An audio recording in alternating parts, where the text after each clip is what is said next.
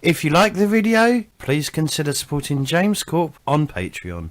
Hello everyone and welcome to week 3 of our Simba Room game. I hope you're all looking forward to this as much as I am. I think we're going to have brilliant rolls throughout the entire night. I don't think there's going to be anything going wrong. We're going to look superb.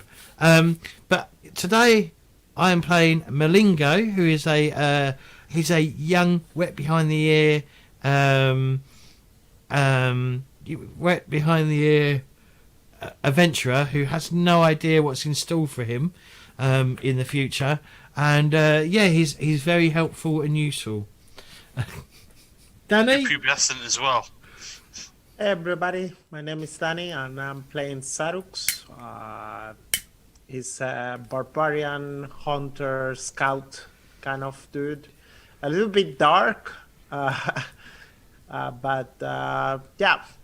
it's gonna be fun to play tonight. Philip. Hello, I'm Philip and I'm playing Olik, the Entangling Goblin. That's probably will do some entangling this. Well, Yeah, we hope so. Yeah. And last but not least, Gus. No, you're not last. I forgot Scott. Scott's last but not least.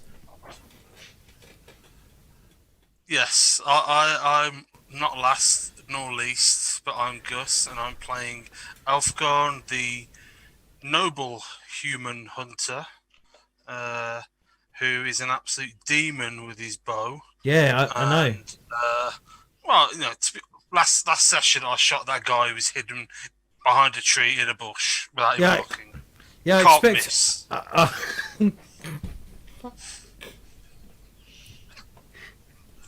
There you go. That's what I do. I shoot things without even knowing they're there.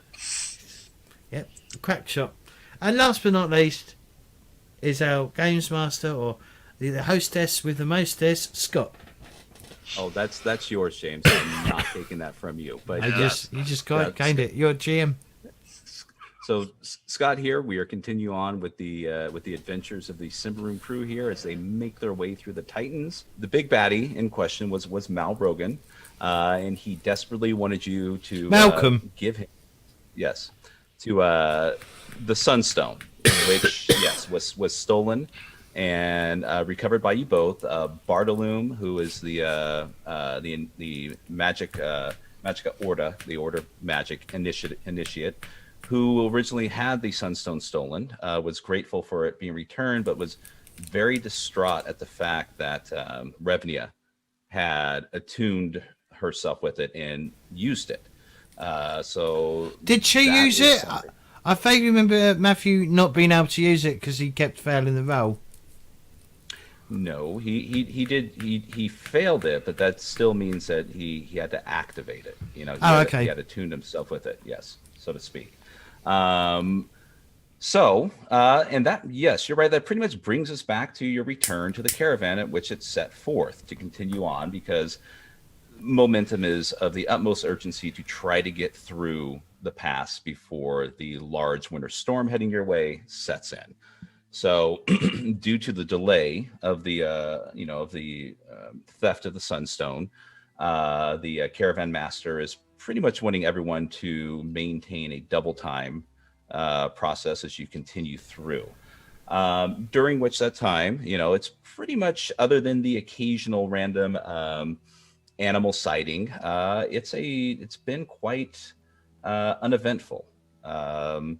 The varying degrees of temperatures at night has made it extremely cold and unbearable as you persevere through, and you eventually see that the trees are getting sparser and sparser as you continue through the apex of the pass, and it's getting to the point where someone may need to start forging for firewood to keep the fires burning.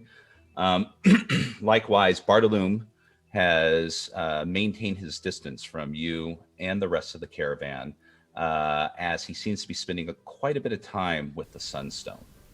The caravan master had asked him at one point in time if he could if he would be able to utilize it as the this biting cold continues to get worse and worse. But he feels activating it again unnecessarily, unless it's of the utmost urgency, might have a dire effect, considering that Revnia may have tainted it with utilizing it for her own personal use. Likewise, during this time is when Maligno has picked up with one of the caravan guards who was teaching you the fundamentals of using the of these knife skills that you have picked up. The stabby which seemed to stabby have set skill. well with you. Yes, stabby stabby, which you seem to have picked up and taken upon yourself with perfection and skill. Additionally, you've been seeing less and less of Revnia during the second part of the leg. She was, had took several wounds during the fight with Malbrogan, and the recovery has not been easy. So she is pretty much kept to herself within the caravan wagon. You may occasionally have seen her, spinning, taking out the mummified hand and looking at it and returning it back again. So, but she's been distant. It could be just recovery from the wound. It could have been the impact of the battle, but she is going to be, down. As she says, she's not feeling well and feels just some time alone might help her get back to normal. So, which brings us to where you currently are. The road itself has continued to be favorable as far as providing you a well placed trail, but as mentioned, the weather is getting worse and worse, and to the point where the caravan master has officially stopped and has asked a couple of the local caravan guards, a couple of barbarians who you've spoken with off and on. It's their brothers who come from the city of Thistlehold, and who were kind of you have met them briefly off and on before it started, and they were like you, kind of last minute add-ons, but they themselves have kind of kept to themselves, as a lot of people are, maintaining, just focus on continuing forward, trying to keep warm. So he sends the two brothers out to see if they can find any usable wood that's not, so cold or frozen through. It would take an incredible amount of effort to get this wood lit, and hopefully nothing that's saturated with any moisture. But it's getting desperate. It's the nights are getting colder, and there's just not enough fires to keep everyone warm. So during this time, I just wanted to make sure your characters have healed themselves. So make sure that that's on there. Any skills of note, but there's, it's been several days since the event of Malrogan. So is there anything that any one of your characters would have done in regards to the caravan before we get to the point of sending the brothers out to go find the firewood? I think I would add, I don't remember his name, the one that stole. Keller? Yeah, Keller. Yep. I've been, it's a weird relationship, I guess. I'm kind of like owning him somehow, but at the same time not, because I'm a barbarian and I appreciate freedom, but I'm trying to bring him into a good way, like, teach him not to steal, and prepare him a little bit to what's coming ahead. So he perhaps can sometimes see me as aggressive, but I'm trying to bond with him. Okay. Some weird way. And if he doesn't, he gets shot in the knee. Yeah, he takes an arrow to the knee.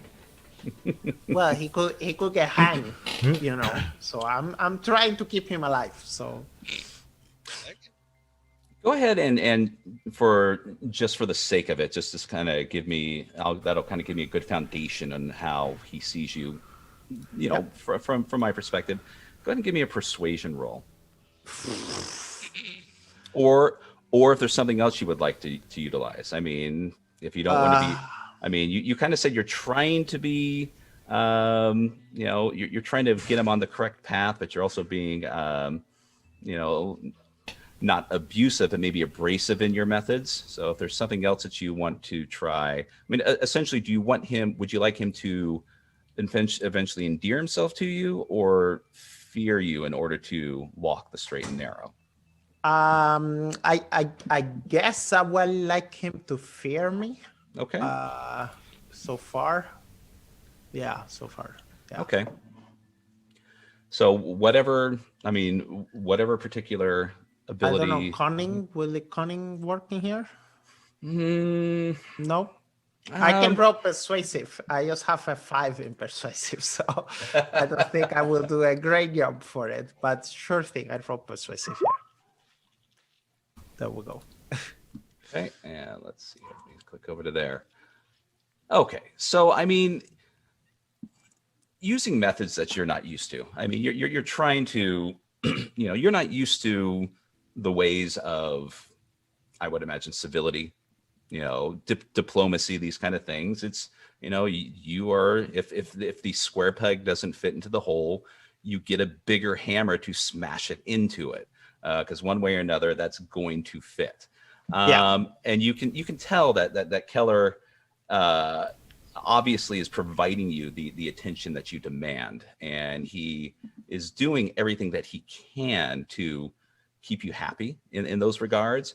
But at the end of the day, you still feel like he's not necessarily doing it because he wants to. He's doing it for, you know, survival's sake. Which I'm okay with that. Okay. I'm okay with that. Fair enough. So the caravan comes to a stop, and the winds are on this particular day have been the worst that you've seen so far. There's a certain amount of snow blindness going on in the distance, as your ability to see ahead of you has weakened. Some of the scouts have come back and stated that the path does continue, but the caravan needs to start moving at a slower rate. But it's definitely been noted that the last of the firewood is going to be utilized. So it's time to essentially come to a halt and send some people out to go get the firewood. Some of the caravan guards take off on one direction, and the Barbarian Brothers. God, that's a bad movie from the 80s, I think. So So I was chuckling at it. But Balin and Ludo, essentially is their names, have taken off on their own, and the rest of you, you know, are pretty much helping. You know, you're doing the usual caravan duties, just making sure, you know, the helping with any wheelwrights, with any you know, minor issues regarding the caravans, making sure the horses are kept up and healthy. So you're just going around a lot of busy work. When excuse me, when Bartolome comes out and from his caravan and inquires, you know, why have we stopped? You know, what's going on? We need to get through this pass into the other side, because this, you know, I just know that the weather's not going to hold. We have to get through. And do any of you respond to? I will say to Bartolo, have you ever heard the expression "more haste, less speed"? And he gives you a kind of like a sneer, you know, as you know, this barbarian, you know, was that an insult? And he kind of looks at you and he says, you know, if it wasn't for your friend, you know, and you know, if it wasn't for my friend, you wouldn't have that sunstone back. You were saying? He pauses, and as you interrupt him, and he just kind of gives you just a look at disdain and does a very dramatic flip as his robes flutter, and he turns and heads back to the to his caravan. Wait, does a flip? Well, no, it's the swoosh of the the swoosh of the cloth as he turns. All right, I just and, thought you you know, just became a yes. Jedi or something. Yeah, no, just say to anyone who's nearby, kind of muttering under my breath, but loud enough that anyone nearby could hear. I'd say he wouldn't last 24 hours on his own in this surroundings. And you hear the laughter. You hear the laughter of the caravan guards and the other, and the others that are there, as they're chuckling out loud. During knowing what you've done to help along the way, a lot of them have endeared themselves to each and every one of you, especially Bruna. Bruna is the favorite of most of the caravanners here, and they've definitely gone out of their way to keep Bruna happy. Are we So travelling with a bunch of Welsh people? Is that what you're saying? Wow. okay, to be fair, that was James for any Welsh viewers right now. I don't have any Welsh viewers. Well, now you won't. I think they've got the internet in Wales yet. Oh boy. Okay, so yes. Yes, the wooden door slams. As the the laughter sends him in a slight rage back into his his caravan wagon. Has he done anything? Just out of curiosity, has all he done just sat in his fucking caravan and bitched and moaned? Since the return of the Sunstone, yes. Right. I mean, it's evident that he wasn't just upset, but almost afraid to learn that Revnia had used the stone. And definitely, and since there's rumors going around of that, I mean, and also that the fact that I would imagine. Okay, well let's backtrack a moment. So we're going to go ahead and go back. The discovery of Malrogan's hand, the mummified hand that Revnia had. If any one of you made that aware to the rest of the caravan, or is that something that between all of you, you've kept to yourselves? I forgot about that totally, so no. It's I don't Not think really. Sarox will have spoken with anybody else about it. Yeah. Elfgarn's not one for idle gossip, so he will bring that up. However, Malingo, on the other hand, Go ahead. yeah, Okay. yeah, we had to fight Malrogan, and he said the stone belonged to him, and when we killed him, we got this armor and this mummified arm and this big stick that he used as a weapon. Yep. Look, I'm wet behind the ear. Stronger. And I'm like, and obviously Malingo's like, I mean, this stuff belongs in a museum. Once we get somewhere where there's a museum. Okay. Also, I'll be like, also, he said he'll be seeing us real soon. I don't know how he's going to come back from the dead, but maybe he will. Maybe that will be our. Maybe he'll be chasing us across this frozen landscape that we're having to cross. Whose idea was it to come at this time of year? Why don't we wait till summer? Excellent. So, let's see here. Can I get a resolute check from all of you? Oh no! Why are you making me roll shit that I can't roll? Modifiers. Whatever you. We're just going first. This is a straight skill check, so I'm not providing anything. So it's whatever you have with your own modifiers. I managed to fail it. I failed as well, but by one. Everybody fails. Okay, fair enough. So, I mean, yes, during that that evening, with Maligno, saying what he does, and you're all aware that his mouth has been flapping in the wind, but from the rest of you really didn't back up any of those claims. But it's it's now spreading through the camp. You can hear occasional talk, nothing serious that you can tell. It's just like the recounting of the event, and who's Mal Rogan, what is this thing that Revnia has a hand on a chain or some sort of necklace. What? Yeah, I know, it's weird, isn't it? Who would Yeah. why would you walk around with your own hand? That's just weird. So, but aside from that, soon the talk just kind of dissipates and goes back Oh, to the. and I'll focus probably of- and I'll probably mention that I defeated one of the bandits single-handedly. Does it go to 2 each day you've been on the trail? Then 3, then 5. No, definitely not, because I'm not very Okay. good. Oh, I weren't very good. I'm not bullshitting. I'll tell the truth. Right. Okay. So now we're going to move forward back to this where people are out, looking for firewood. You'll hear the occasional call of some of the caravan guards and the helpers, stating that they found something. Every so many minutes time goes by due to the increased winds and some of the vision loss due to the slight snowstorm blowing everything. They're calling out their areas to make sure that they're not lost. And you'll find we found some wood, bringing it back, and then we haven't found anything, continuing due south.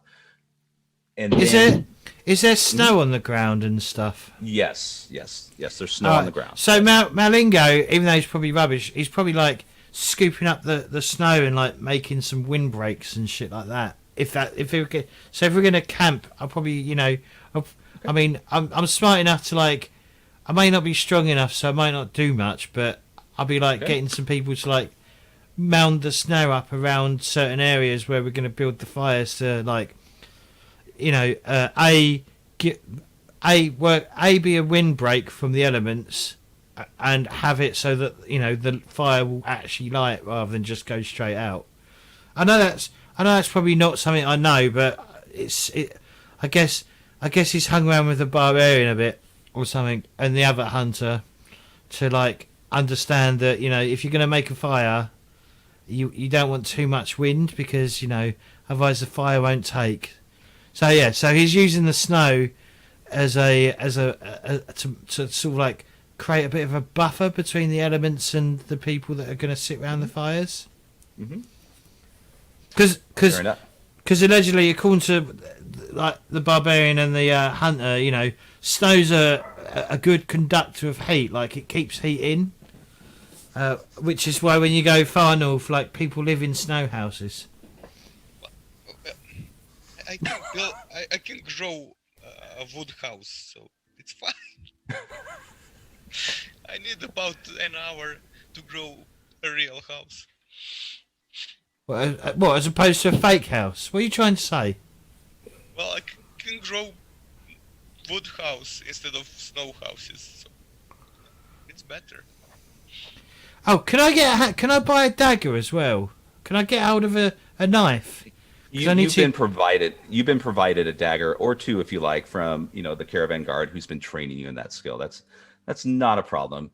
But you as you're going through your spiel, you do hear one of the caravans kind of not really hide it, but kind of lean over and go, "Oh Jesus, the boy learns how to stab with a steak knife, and his confidence is through the roof. Does he ever shut up?" Nope. And the I'm other, going to. the other one just kind of. I'm just going to say nope, and I'll just walk over to them. I'm going to walk over to them and just start chewing their ear off. Okay, fantastic. So, does anyone else do anything while Maligno is swaggering through the camp right now? I think Sarox will be helping in scouting and trying to forage, delivering stuff. Fantastic. I'll probably grow some houses or shelters Okay. for people. So if you're going to start that process, you said it's an hour to complete. I think Okay. something like that. All right. If you just want to make sure that we have the details, so if we need to apply, the appropriate corruption and everything. But And I mean, want to make sure it doesn't require any sort of, is it permanent? Does it require any sort of, concentration, that kind of thing to maintain? And then of course, Alfgarn. Yeah, Alfgar, while everyone else is busy doing their thing, he's going to actually backtrack and make sure we're not being followed by anybody. Okay. Go ahead and give me your appropriate roll. Yep. Let's see. I think it's vigilant, I guess. Yeah, I'd say vigilant, maybe. Yep. Would you like any modifiers, Scott? Do you have any skills that are or abilities that are associated with that? Not that I can see. I thought don't you have some I sort have of tracking? beast law, so if it's animal tracks, then maybe. Okay. But you're Yeah. Bushcraft. Do you want me to do a bushcraft instead of a vigilant? Yes. Okay. Same result. Nice. Okay. So between the both of you, as you go out to just kind of see if you're not being followed, and you're checking this because of the Malrogan situation, or the words that were said. Okay. So you don't, as the both of you are out, you don't really, you obviously see the tracks starting to, be covered by the sleet that's coming down around you. But nothing stands out as out of the ordinary. The occasional animal track, of the local fauna, but nothing that warrants much of a, nothing that screams, something's following. So it seems to be clear, but this is along the trail. It's at that point, while you're doing that, both Alfgarn and Xerix, you hear kind of off the trail at an area where you heard a couple people said that they found nothing. They were traveling farther into the woods.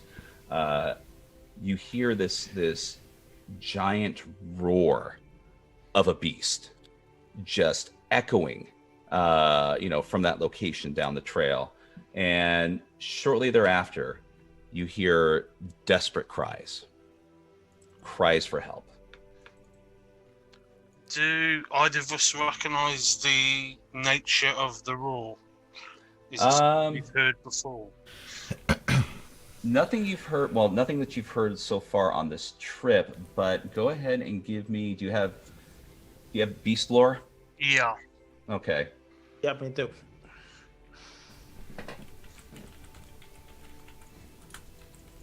So yeah, go ahead and give me a beast lore. Cunning test says to recognize or recollect the monster's strength and weakness, and I guess can identify tracks of many monsters on being... Okay, beast lore. Here we go.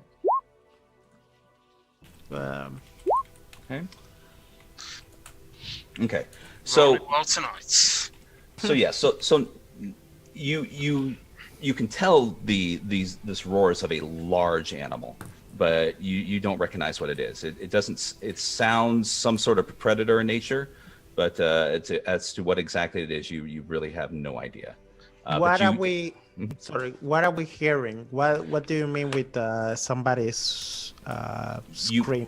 You've heard this guttural growl just kind of come out, south of the trail as you're checking for these tracks, and then you're hearing the screams of men. Just desperate cries. You're hearing, what is that? What? Oh, and then you hear another one say, help! Something's here. Do I recognize who they're coming from? Is it somebody from the camp that we've been? Yes, I mean it's you've heard someone shout that they were heading that location to go search for wood. Identifying them as, yeah, go ahead and you know what, just give me a quick, just a straight, quick roll.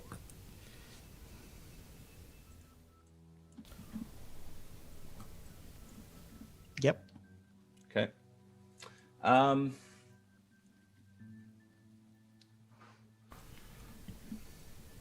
Yeah, it's going to be. Oh. Sorry, that was the wrong one. Sorry, give me a vigilant instead. Okay. Sorry. Okay. Yeah, okay, so your finely tuned ears, and you've been around them enough. You recognize the cries as you know, the brothers barbarian, you know, Baron and you know, and Ludo coming from the woods. Okay. I think I will go and help. I think Sarus will go and help barbarians. Which kind of barbarians are they? Which tribe? They are. And we'll get that for you in just. Sorry for the. No. Perfectly fine. They are actually they're more of your civilized brethren who have taken upon themselves to, you know, merge into the new status quo. They have primarily spent most of their lives in or around Thistlehold. So they are, you know, Odaiova? clanless. Yes, Yeah, they're similar. on their own.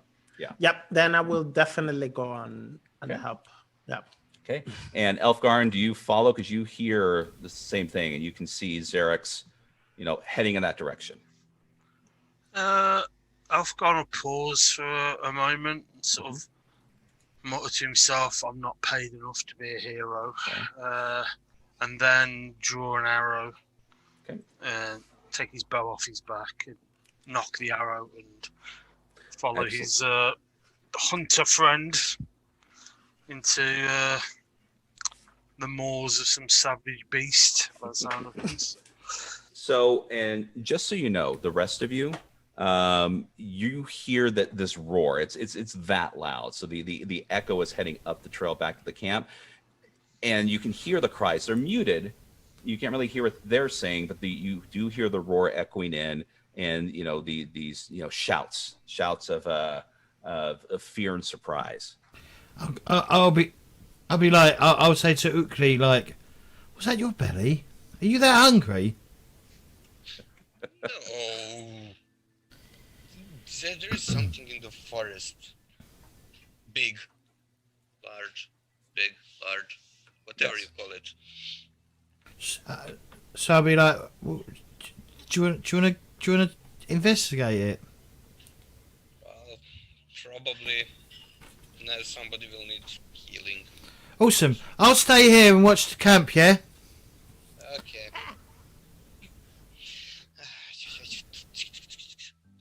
I start walking towards the sound. Okay. If I hear it growl again, I'll be like, oh, I better come with you, and I'll go with him to watch his back. Fantastic. All right. So, so we're gonna move into. A break. There we go. That's what I wanted. I'm sorry. I was just looking for some bit of information. I thought I had closed it, but I have it open. So yeah, I mean, if it's so, yes. In just a second, let me move you to the next screen, and then we will definitely take a break, if you don't mind. Okay. So here we are.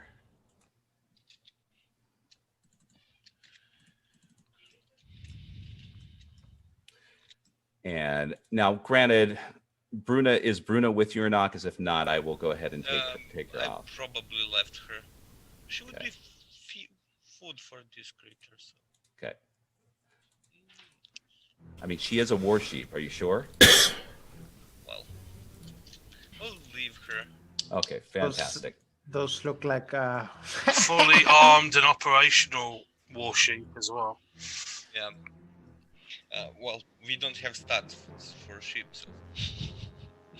So, as each one of you make your way towards these shouts, Xerix first, Elfgorn cautiously, following behind him. Place your tokens wherever. I mean, Maligno and Oleg will be, in taking up the rear as they would be the last to arrive. I'm behind you. Yep.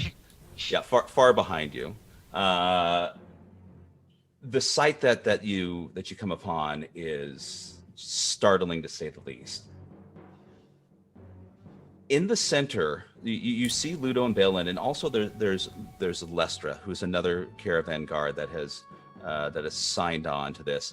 He seems different than the rest of the guards. He's seems to be running independently. He's not a direct employee of the caravan leader, but something's been odd. Something hasn't been setting well as Lestra has been kind of lingering here and there in the shadows. I mean, it's not something that he's trying to hide, but he's definitely been just kind of keeping himself distant during the caravan drive. Any attempts to converse with him is completely shut down. But he seems to just have been just staying on the outskirts. Nothing more, and it's definitely been as helpful can be. But he is now there with both Ludo and Balin, the I don't want to say barbarian brothers, but because that image just keeps. For those who aren't aware, in the Twitch chat, feel free to look up the Barbarian Brothers and the Barbarian Brothers 2 movie, so you'll know what I mean. So yes, a monstrous wolf, snarling and drooling in front of the the two pathfinders, the barbarians, and behind this wolf are a number of smaller wolves that are forming a half circle kind of around the larger wolf.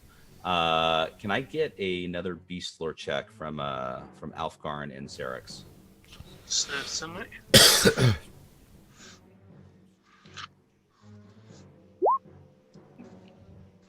Double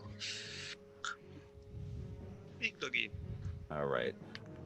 And did Xerix, you do yours? Was that so? Both I success? got a 7 of Okay. on a 13. Yeah. So this monstrous wolf, was the source of this outburst of a growl. You have never seen anything of its like. The smaller wolves surrounding it, though, are jackars, local predators that you have dealt with in your past, vicious, deadly, and very intelligent. They work together as a team. So this is something that both of you know is something that should not be taken lightly. But so here we are. Ludo and Baron look back at you with relief. Just think. As they kind of seem to have taken their shoulders droop just a bit, and they go, "Thank God, help has arrived." And there we are. Well, we'll go ahead and leave it there. As Lestra has already armed herself. She doesn't even glance back at you. I'm sorry, armed himself. He hasn't even glanced back at you, but you can tell that he knows you're there. And then we will proceed with what you would like to do after the break. All right, we'll be back shortly, so don't touch that dial. As usual, that's my usual spiel. Just as a sort of, while we're talking about the Barbarian Brothers, one of them actually passed away earlier. Oh, they did? Yeah, David Paul, I think March or April time. Because in my youth, I was quite into my bodybuilding and strength training, and I still follow a few YouTube and Twitter people, and there was an announcement. So, but yeah, that night I think it's '87 or something like that. The Barbarian movie. Yeah. It's on YouTube. It's worth a watch for a laugh. It is quite entertaining. Oh yeah. Yeah. It's nothing wrong. They are definitely a product of the late '80s or early '90s. Very much so. All right, I'm going to go to break now.